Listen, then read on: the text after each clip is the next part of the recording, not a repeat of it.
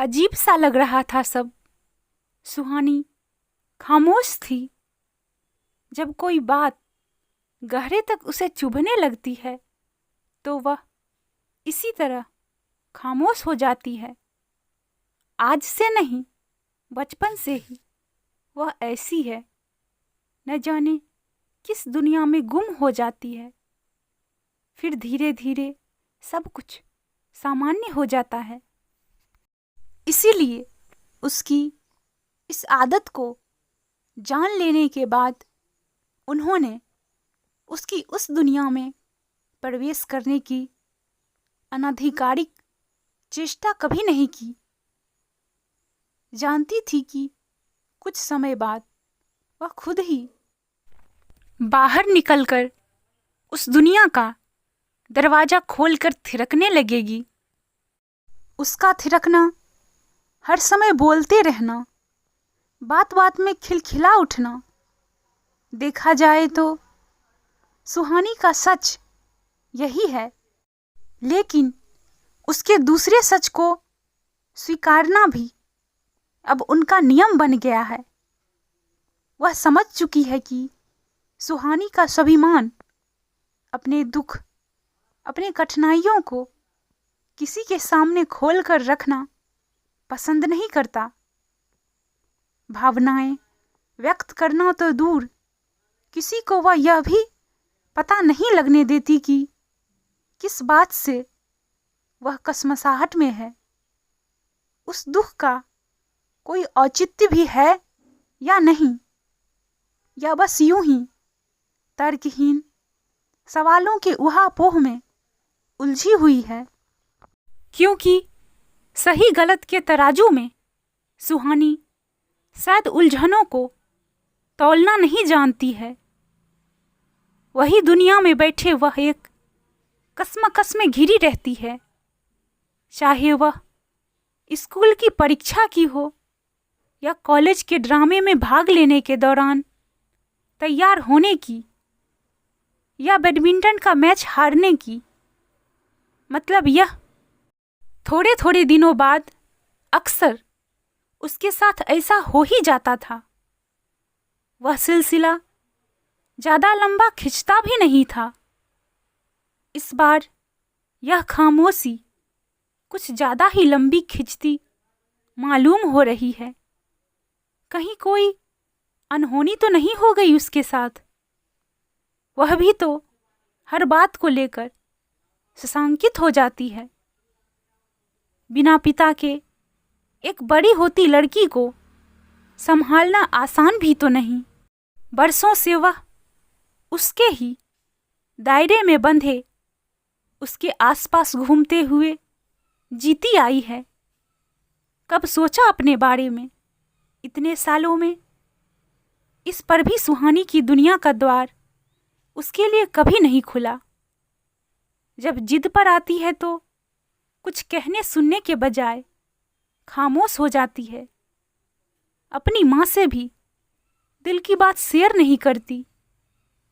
पर इस बार यह अपनी दुनिया के भीतर से बाहर क्यों नहीं आ रही है? अपनी दुनिया के भीतर इतना लंबा समय उसका कभी नहीं बीता। उन्हें लगता है जैसे उन्हें उसके दुनिया के द्वार का बंद होने का कारण पता है। मलिक से उनकी दोस्ती ही शायद इस मौन का कारण है। इस उम्र में वह दोस्त बनाए, उसके साथ घूमे, हंसी मजाक करे, यही बात शायद उसे कचोट रही है। उसका मन जो खुद इस समय सपनों के राजकुमार की खोज में है, यह संबंध स्वीकार ना कर पा रहा हो।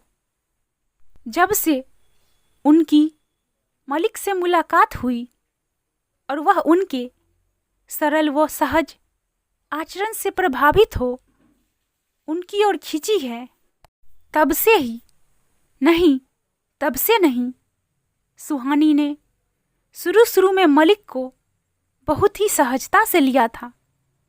उनके साथ बातें करना, घूमना, उनके घर पहुंचकर उन्हें खाने पर बुला लेना, फिर खुद अपने हाथों से जिद करके ना सिर्फ खाना बनाना बल्कि बहुत ही मनुहार से उन्हें खिलाना भी।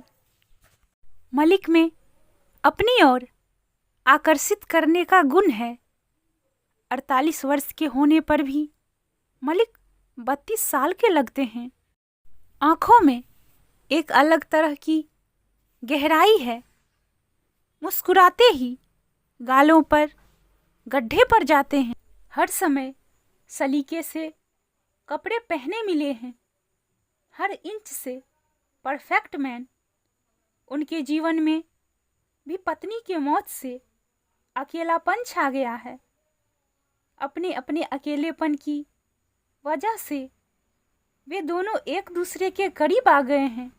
मलिक की बेटी स्वाति बोर्डिंग स्कूल में पढ़ती है। उससे जुड़ी बातें उन्होंने कई बार उनके सामने दोहराई थी। पिछली बार स्वाति को लेकर वह उनके घर भी आए थे। स्वाति की सोखी, उसकी निष्कपटता बहुत अच्छी लगी थी उन्हें। माँ का मन उस लड़की पर ममता उड़ेलने को व्याकुल हो उठा। सुहानी से 3 साल ही छोटी है।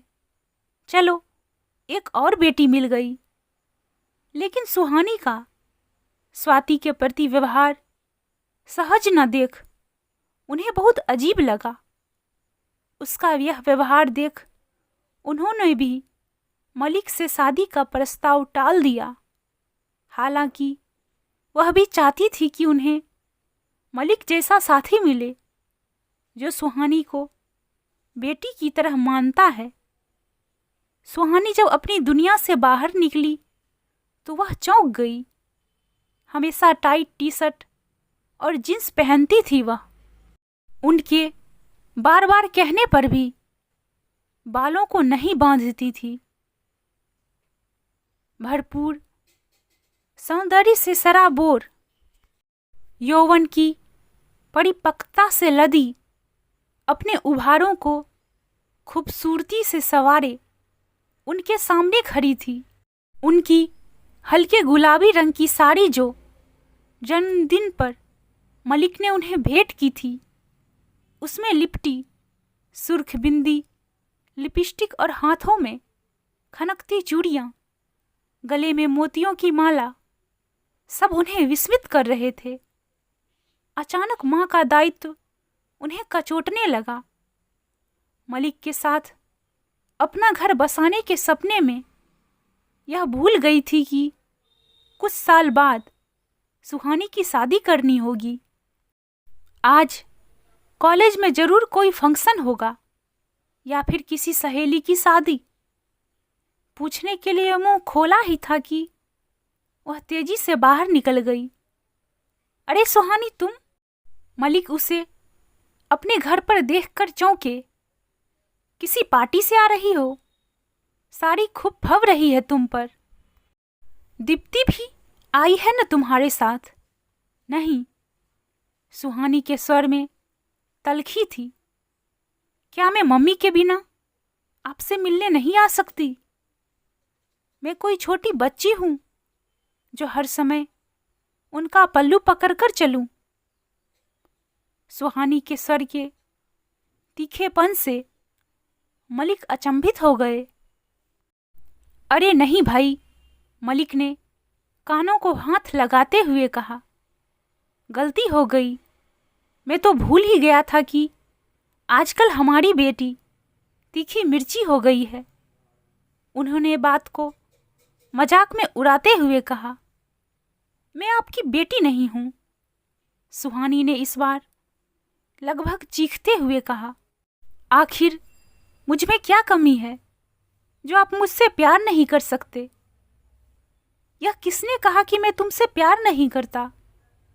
मलिक उसके इस अप्रत्याशित व्यवहार से घबरा गए। मैं जानती हूं आप मम्मी से प्यार करते हैं। मैं तो मम्मी से ज्यादा जवान हूं। फिर आप? सुहानी खामोश हो जाओ और इसी वक्त यहां से चली जाओ। मलिक गुस्से से बेकाबू हो उठे। कहाँ भूल हो गई उनसे जो सुहानी उन्हें गलत समझ बैठी। कांपते हाथों से उन्होंने दीप्ति को फोन मिलाया। सब कुछ बताते हुए उनकी आवाज लड़खड़ा रही थी। दीप्ति सोच रही थी, क्या सर्वनाश कर डाला था सुहानी ने। वह उनके और मलिक के बीच के संबंध को लेकर परेशान थी। मलिक के साथ हंसते बतियाते वह उस रिश्ते को प्यार का नाम दे बैठी। शायद उसका भी कसूर नहीं था। बचपन में ही पिता को खो देने के बाद कोई पुरुष उसके जीवन में इतने करीब पहले कभी नहीं आया। बेटी ने मां के खिलाफ यह कैसा मौन युद्ध छेड़ दिया, जिसमें हर तरफ हार उन्हीं की है। सुहानी को समझाने का मतलब था विरोध की ज्वाला को भड़काना। यह नासमझ लड़की कहीं मलिक के प्रति भावुक हो कुछ कर बैठी तो क्या होगा। उन्हें कुछ न कुछ तो करना होगा। वह घर से निकल गई। सुहानी के पास हमेशा डुप्लीकेट चाबी रहती है। जब वह घर लौटी तो सुहानी आ चुकी थी और अपनी दुनिया में बंद थी। उन्होंने बिना एक पल भी गवाए दरवाजा खटखटाया।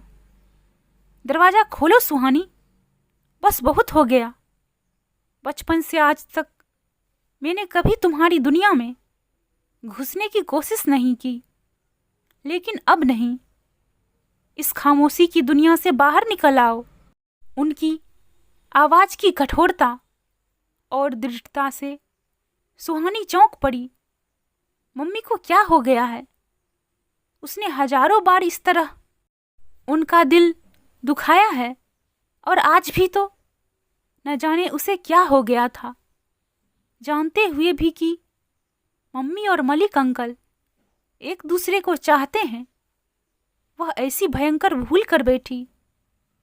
खामोशी दुनिया का द्वार खुल गया। हमेशा के लिए सामने मम्मी खड़ी थी, मलिक का हाथ थामे। उनकी मांग में सिंदूर जगमगा रहा था। लाल जरी की साड़ी में कितनी सुंदर लग रही थी। मलिक से नजरें मिलते ही उसकी आंखें शर्म से झुक गई। सुहानी अपने कमरे में चली गई, पर इस बार दरवाजा बंद नहीं हुआ। उसकी दुनिया अब रोशनी से जगमगा रही थी। दोस्तों, कहानी पसंद आए तो please subscribe, share and like.